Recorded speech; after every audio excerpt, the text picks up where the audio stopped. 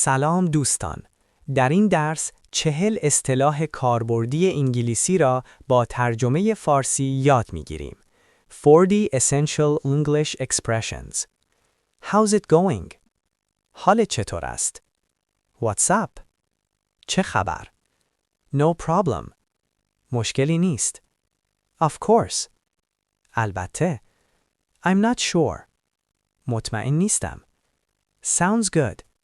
خوب به نظر می رسد. I agree. موافقم. I don't think so. فکر نمی کنم. That's right. درست است. Exactly. دقیقاً. Give me a second. یک لحظه صبر کن. Wait a minute. یک دقیقه صبر کن. Hold on. صبر کن. Let me think. بگذار فکر کنم. I'm ready. آماده‌ام. Take your time. عجله نکن. That's enough. کافی است.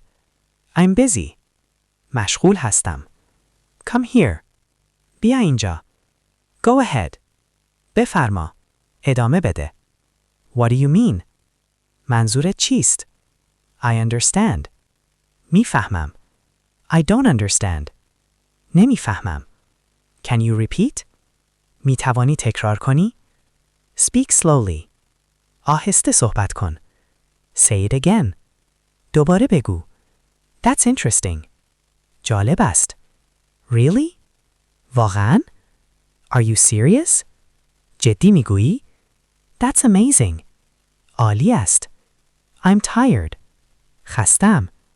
I'm hungry. گرسنه‌ام. I'm happy. خوشحالم. I'm sad. ناراحتم. I'm excited. هیجان زدم. I'm worried.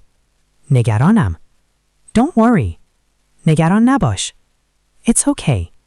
اشکالی ندارد. Take care. مراقب خودت باش. See you later. بعداً میبینمت. امیدوارم این درس برای شما مفید بوده باشد. درس بعدی را در پلیلیست تماشا کنید.